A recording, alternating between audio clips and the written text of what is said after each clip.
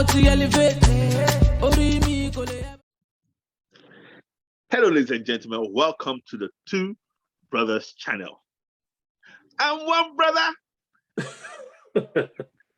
Hello, everybody, and I'm the second brother. Welcome to another exciting episode of the Two Brothers channel. We have another interesting topic for you guys today. So I'm going to hand you back to Mr. Phil. Over to you, sir. Hey, thank you, Mr. Kaleye. Thank you. Today, ladies and gentlemen, we're going to be handling this topic. It's going to be a bit controversial. And from the title, you see the title, I'm going to go in a bit. I'm not going to go in too deep. I'm going to go in a bit. And we're titling this one, Haters. Haters. Haters. I love my haters. And here's why.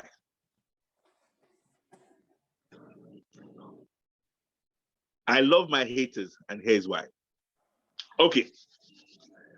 I didn't begin by loving my haters. Oh my goodness, I couldn't stand haters at the beginning. I couldn't stand haters at the beginning. Why do you hate? Why do you hate?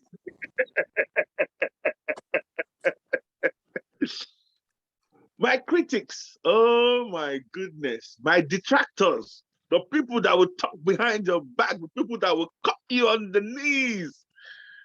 In today's world, we call them haters. I couldn't stand them. So how did I go from not able to stand them to actually being able to say, actually love my haters today? Before I even tell you why the change happened, let me tell you a few stories. Man, dealing with haters are not easy. I'll tell you a few stories, then I'll hand over to Takane, then I'll come back. There's a story that happened to me when I was, I think maybe even 13, Mr. Kale. 13 years old. 13 or 14. I was in boarding school. I think it was a Saturday. In boarding school. And I have the gift, I can draw. And I was drawing a portrait of one of the teachers. I was in an empty class by my own, minding my own business, JJ, drawing this portrait. I had a picture there and I was drawing the portrait in pencil. I think it was in dark pencil. And it was looking good. I just had this dirty slap right behind my head like this. Dirty slap, Mr. Clay, I looked up and it was one of my seniors. I think it was three classes ahead of me. And when you're in boarding school like that, you can't touch a senior. I couldn't even fight him anyway. I was too small.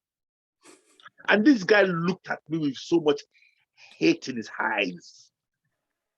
And he said, how can God look at everybody and give you this kind of talent? Mr. Clay, that's why the guy nearly knocked my head off my neck. The guy nearly killed me because he saw what I was drawing and he was just irritated to the core that he had to slap my little head so hard. And I was like, I remember that story to today because people cannot slap my head like that. But the same emotion still around. Mr. Clay, over to you. Let me let you say a few words. Wow. I remember you telling me that story before. And it's not the first time. I told you that story. Yes. Oh my goodness. You see how important. You told me that story before. And one would wonder what was going through his mind, that will make him attack you instead of just admire what you were doing and inspire you and even protect it and help you protect it and say, let's work on this. Let's make sure that I mentor you on this. Because you have a gift that needs to be brought to the world there. Which is a little bit of, we as human beings, we tend to go towards the negatives. So you see somebody doing something nice, somebody doing something inspirational, instead of you to join in and say, okay, how can I assist you? How can I help you to develop this further? The first thing that comes to mind of people is, why him and not me? Why is he the one that is doing it? Why is he the one that, why is he the one that is, discovered this and is running with it? Oh my God, God forbid, he might actually get successful doing this. Oh my God. That would then make him, people will start loving him. Oh my God, what can I do to destroy it? Because if he becomes successful, then that makes me look like I'm the fool watching him. Why do we go there as human beings? Why? I know my mentor, Mr. Jim Rohn, always says, don't go into the why. Don't go, don't sign up for that class. Just know that those are the scoffers and those are the guys that, you say, those are my haters. Because at the beginning of this journey, I too had haters. Really? You?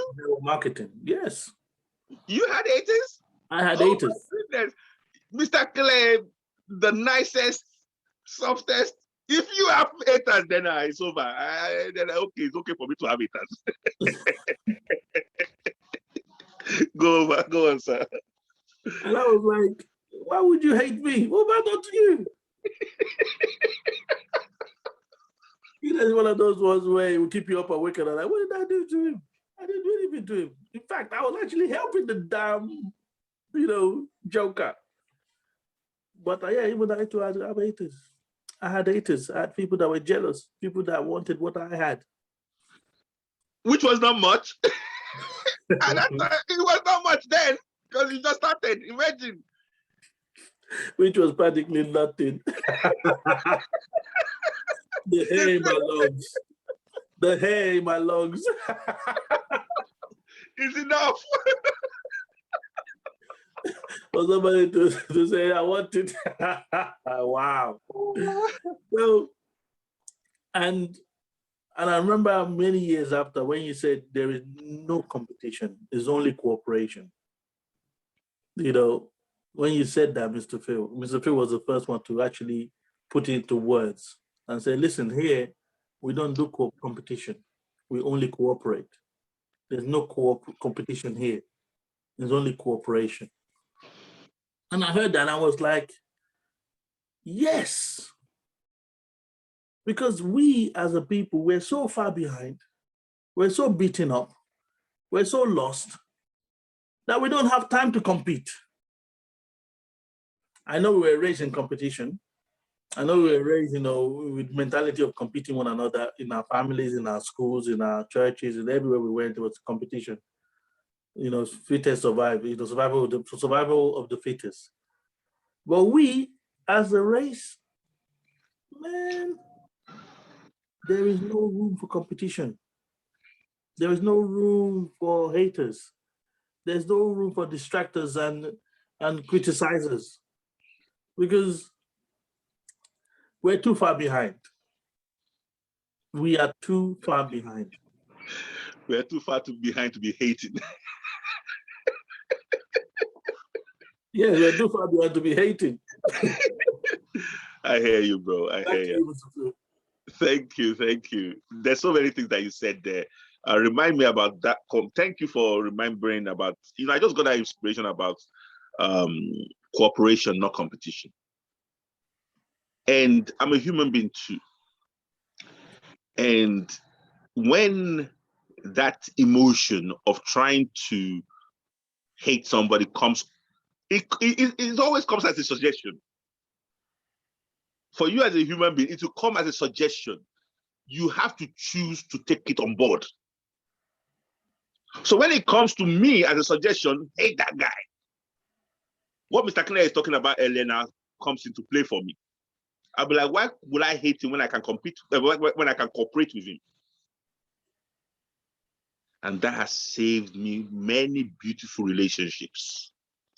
Because I'm not, what should I call it? You know, when I'm not threatened, that's the word. Mm. I'm not threatened by someone else's shine. Because someone else's shine is their shine. My shine is my shine. And when we combine our shine, we become even brighter. Mm. That's where the cooperation comes in. I lead an organization, but in my organization, I have leaders. And they lead in their strength. And I celebrate their strength. I celebrate their strength because there are things that they're better than me. That's why they're shining in it. That's why the universe has equipped them. Why get in the way of that? Why not celebrate it and let them shine? And in cooperation, we all shine brighter. Mr. Claire, what do you think? Yeah, I think that was the what you said there, the option.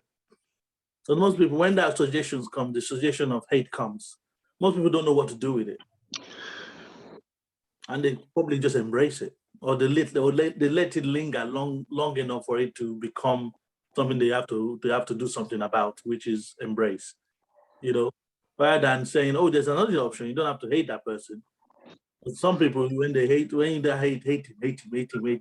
suggestion is there, then they just want to leave the person's presence, rather than the option of actually you don't have to hate him, you can cooperate with that person. You know, which I then took a step further. Is they actually ask them to mentor you in what they're great at. Ooh, look at that. Beautiful. You know, Carry on. which then even gives you the power. You take the power of them. Oh, Because as your mentor, they don't want you to fail now, right? Excellent. So they'll be the one to tell you, okay, to be like me, you have to do this. Oh, you cannot don't do that. You have to do this. You be like, calm down, mentor. So we come from hate to being powerful now. Yeah. Back to you, sir. And the second part of the title is I love my haters. And here is why. Okay, why do I now love my haters? You see, I went from I can't stand them, my critics, my detractors, I just don't like them. I just don't like their energy. I don't want anything to do with them. I just wish this world was just only filled with people that are just nice. Just nice people. Until the universe, I call God the universe God, inspired me and said to me, it's because you don't understand. I'm like, okay, let me understand why we have to love these haters. I know you said it in your word, love your enemies. I don't see how I'm going to love them. I don't see. Let me see how you're going to make me make it make sense.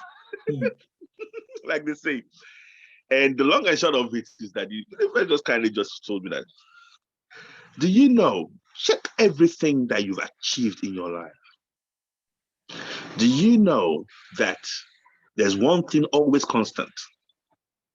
Somebody somewhere said it's either you couldn't do it or they hated on you, that lit a fire under you to achieve it, or they criticized you, or they dealt with you unfairly that made you go, oh, I'm going to do it. I'm like, and I had to look through my life. And I had to say, it's true. It's either they laughed at me, they said I couldn't do it, they said it was impossible, they were unfair. They were like that guy slapping my head. What it made me do was even dedicate myself to be better. I dedicated the time I wasn't even going to give it before. Now, because of that slap, I'm gonna become good.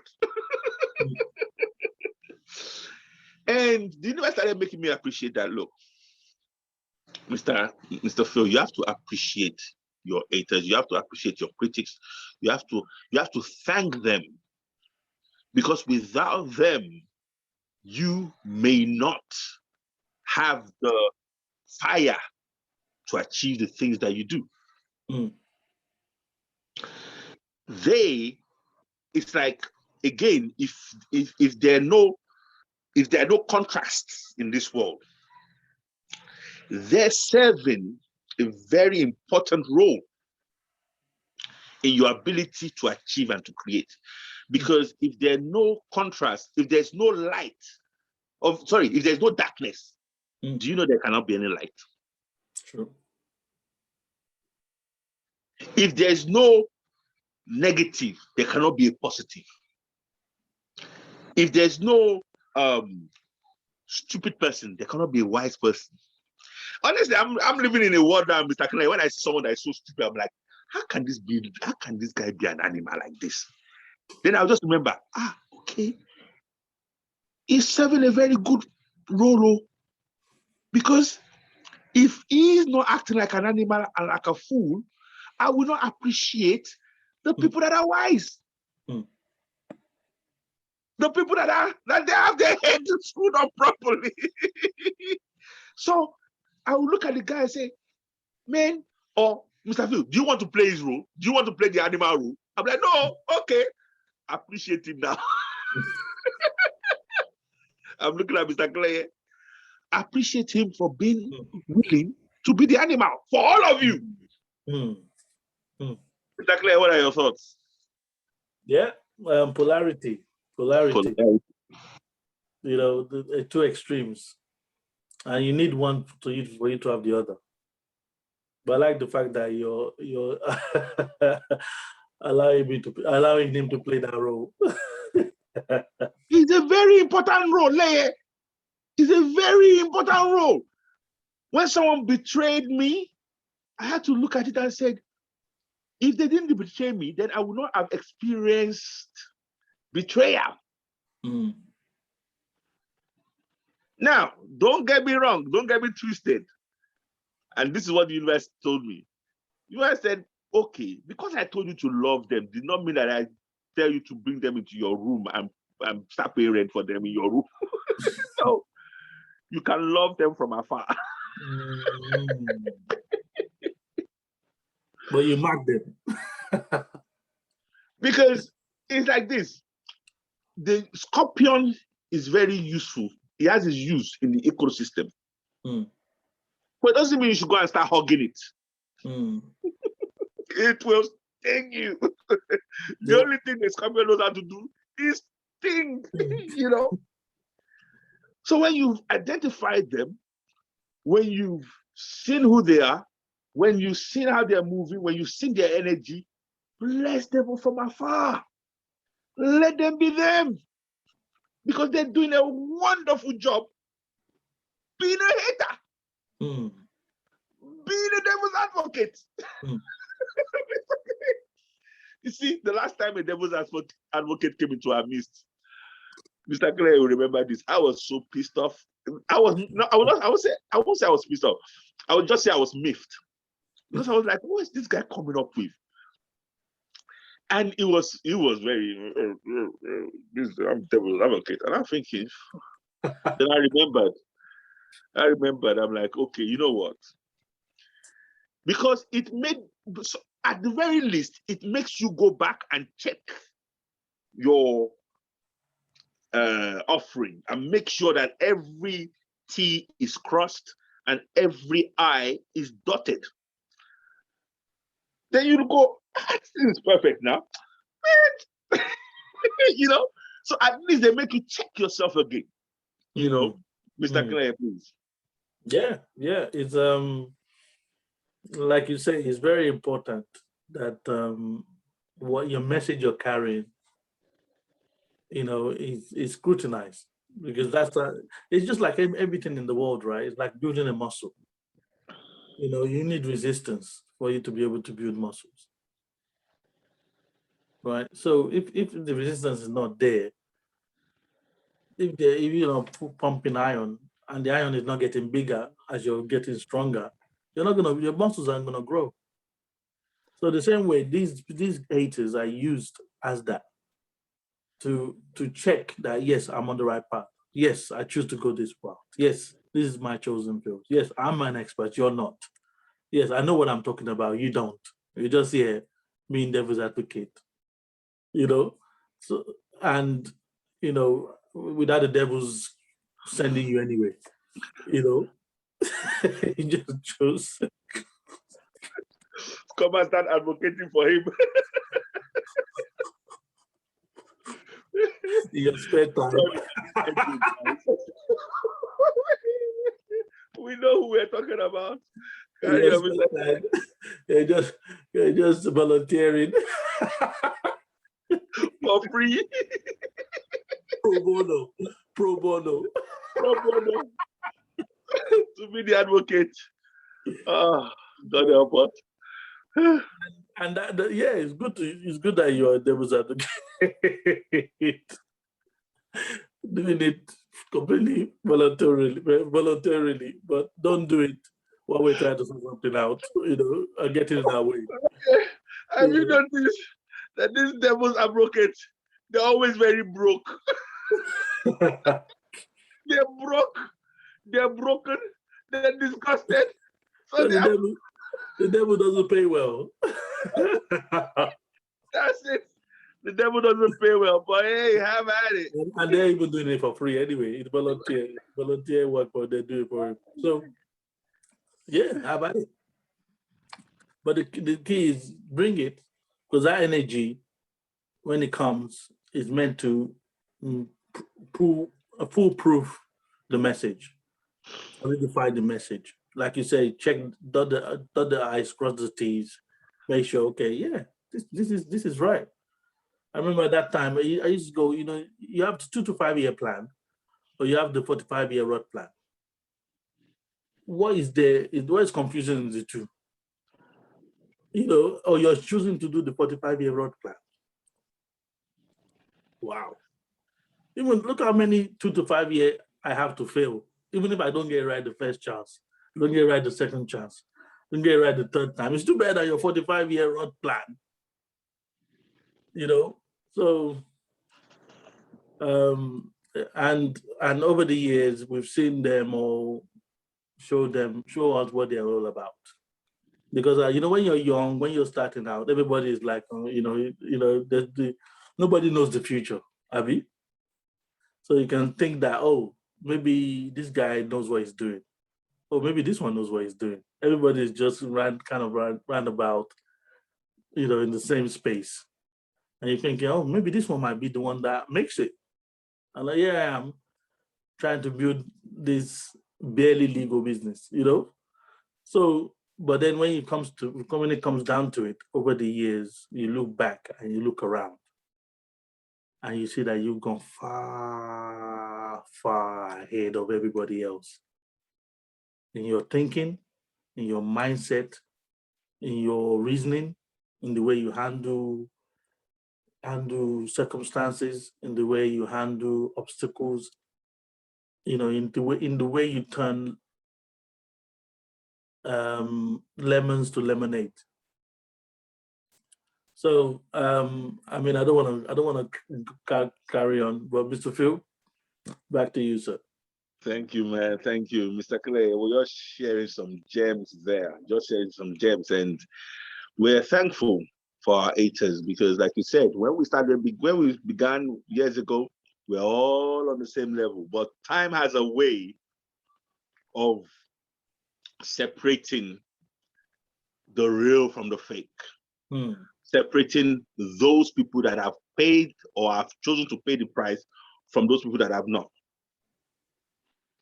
I was telling my daughter this morning the story, and I think I was reminding you earlier on, the story of when I was sharing a business idea many, many years ago with somebody that we both know. 30 years ago. And he said, this thing will work. And I was like, it will work? I said, yeah, it will work. but it will take a long time for it to work. It will take like about 30 years. I'm like, but it will work. He said, yeah, it will work. I said, because it will work. And because it would take that long time, I'm not going to do it. I'm like, whoa. And I didn't really understand it, but I instinctively just knew that that's not a good reason not to do something. Hmm. Like they said, when is the best time to plant a tree? Hmm. This is very important. When is the best time to plant a tree? 30 years ago. Hmm. When is the next best time to plant a tree? Right now. Indeed. And so it's like me telling the guy, let's plant a tree. And he says it's going to take a long time ago. The best thing you can do is just start from where you are right now. Or you could have planted it 30 years ago. Hmm. So thank God I did not see. And the saying goes again that don't let the time it will take to achieve something discourage you from starting. Because the time will go anyway. And it will go very quickly. The time will go very way. Anyway, like Mr. Clare said, it will go very quickly. But the difference is you would have filled that time with things that are worth achieving. You would have filled that time if you start, you will have things to show for it. Mm. Now funny enough, it's 30 years now. That person that didn't start then doesn't have what I have to show now. Mm. At the very least, I've got track record to show. At the very least, I've got stories to share. At the very least, I've got skills that I've developed. Mm. At the very least, I've enjoyed doors opening. I've experienced things that I would never have experienced if I did not go on that journey 30 years ago. Mr. Clare. Wow, you're right. You're right. It's like, when you look back over the years, there is so many, what was just flashing in my memories was, all the trips, all the different experiences that you would never have had. I would never have had if I wasn't part of that journey. Going to places in the UK that I would never have gone to. Seeing hotels, manors, places that I would never have even considered. If you've seen the film Get Out, some manors that are in the remote places that you think, man, if they're gonna kill black people, this is where they will come and kill them. And we're the only black people there. Thank God we survived. Nice places. Nice places. Which is in a way we have to even go back to those places, because the UK is not just London, as you guys know. No, not at all. Beautiful places in the UK, and you rarely get to go and see these places and stay there and experience it.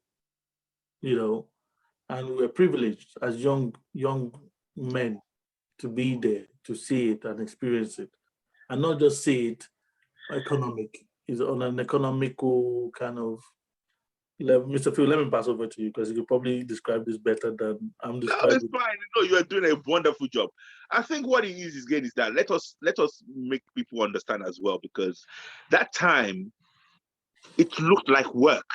It looked like it was difficult. It looked like a hassle, because that time when we're talking about an entrepreneurial journey, we're talking about personal development journey, we're talking about pushing ourselves and making ourselves achieve. So to the people on the outside, it looked like, these guys, you're just bothering yourself. You're just pushing yourself for no reason. Why can't you just go and relax? Why? For us, it was like, this is the price we have to pay for our development. This is the price we have to pay for our future. This is the price we have to pay. To them, it's like, this is just a hassle, man. What's wrong? What, you're going to go to that place again? How much again? 25 pounds for a ticket? That's all. You have to pay 40 pounds for train? That's all. 100 and something pound for hotel. To them, it looked like it was such a bother. To us, it was an investment into our future. And that is what it turned out to be. That's what it turned out to be. What we invested in our personal development, what we invested in our future, what we invested in our training, what we invested is now priceless now. Nobody can take it away from us. You know? So, and like Mr. Clay said, the memories, the places that we visited, we got to see that London is not just London. The UK is big, it's vast, with beautiful land, beautiful buildings that some people will never see. Some people, we would not have access to it if we were not part of this group of people that were developing themselves, that were into personal development. So they took us under their wings because they saw that we were like, yeah, okay, we'll pay the price too. To be fair, not a lot of people of our color were there. So we're always the token. And after a while, we were the welcome token. Like, yeah, we knew you would come. We knew you would come. Yeah, we're like, yeah, we'll be here. Of course we'll be here. We're like, yeah. We knew if nobody came, you guys will come. And they will come and shake our hands. And they will come and shake our hands for being willing to pay the price. Suddenly, racism did not matter then because they saw a kindred spirit. Yep. And they were the first to introduce people that came into their teams that were black, the same hue to us. You know, don't think you want black here. We've got some black people already. You know, look. Mr. Phil, come.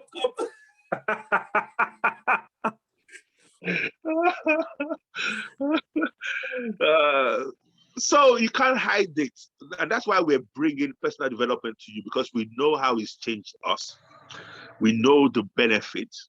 We know what we're enjoying because of it. We know the future that we have because of it. Some of you have started benefiting. Because if we did not go on that journey, we will not be in a position to start benefiting some of you guys in Nigeria right now, earning through the Give Genius program, through the Two Brothers channel. If we didn't, we'll just be like everybody else. We'll come to Nigeria, splash a few, and we have to run back here. Yep. Do you know why they have to run back here? Because it's not sustainable. It's not sustainable. So they come to Nigeria, they be Mr. Big Guy for 1, 2 weeks, 3 weeks, 3 weeks, 4 weeks. I even used to do 3 months. I used to be very, very yeah, if you're caught in Nigeria without no money, like Yoruba will say, theater. But anyway, the point I was making there is that the reason why they have to leave is because it's not sustainable. Their real income is from here. So they have to come back to sustain that lifestyle there. But we want different. I want different. I want to be able, if I want to stay in Nigeria for 5 years, I want to be able to do that. I don't want my income to be geographically specific. Okay? And the way we will get there is by helping you achieve what you want to achieve. So yes, let's run this off, but this video is about our haters. So that's why I started learning to love my haters, because I realized that they were very instrumental in me achieving everything I have achieved thus far, and I will achieve in the future. When they come at me now, I don't kind of like go. I just go, all right, cool. Do what you have to do, then I'll have to do what I have to do. Express yourself as much as you want. Even spit on me if you want. Yeah! You know what I would do? I would do what I have to do, starting from getting a piece of toilet tissue and cleaning it off. Going my way. You have your umbrella ready. Sorry? You have your umbrella ready. Thank you. I have my umbrella ready, so that when they spit, I'm like, is that all you got? I mean, You're come gonna do on, something. there's gonna be more. And just carry on doing what we need to do. So let them do what they're doing. Let me do what I do. Both sides are very important in the equation. Okay. And I think the last thing is about cooperation and competition. You see, there's power in cooperation. And as Black people, it's very important that you turn that competition energy into cooperation energy. Don't be afraid of other people shining. Because if you're afraid of other people shining, then you want to put off their light. And then we as the collective suffer because of your lack of understanding. But if you let them shine and you connect with their shine with the cooperation spirit, then things shine brighter for more people. That is why on the Two Brothers channel, we don't mind to empower you guys. We're not naming names, but you guys know who you are in Nigeria right there. We don't mind empowering you guys to shine. Because the more you shine, the brighter it becomes for everybody. So there is hope, ladies and gentlemen. Some of you have started feeling that hope. And we're happy to be part of your journey. And we're happy to continue to do what we're doing. Because together, we have an amazing future. Some of you, this is actually a good time to actually introduce this. We're going to be introducing the Change Agent Army. The Change Agent Army. Some of you are already change agents in Nigeria. Some of you are going to join the change agent movement. What does it mean to be a change agent? A change agent is someone that is interested in bringing positive change to the environment. It doesn't have to be money. We keep telling you, money starts with energy. So it's not money in your pocket that will make you say you are rich. If you've got a lot of energy, you are very wealthy. Because that energy can be translated into goods, services, ideas, production of anything that will now attract money. So do you want to be a change agent versus being a hater? Which one do you want to be? A change agent or a hater? There are room for both of them, but we're only recruiting for change agents. We're not recruiting haters. You know why? Haters work for free.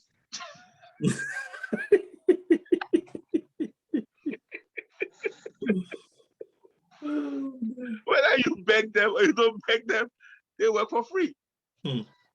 So we are recruiting change agents. And we have an amazing future ahead of us. Mr. Fakule, let's round up. Yes, sir. Yes, sir. So let me officially thank our haters before we go. Thank you for being our haters. And we would have built a statue for you, but apparently they don't build statues for you guys. If you can find a statue built for a hater or critic, please let me know. Let speed it back to me. Say, Mr. Lay, I found a statue that was built to a critic and a hater. Here it is, the first one in the world. Let me know. I look forward for your feedback on that one. So see you guys next time. Peace and love to the Change Agent Army. To the Change Agent Army. One by one, we're going to change our circumstances. We're going to change our environment. We're going to change our world.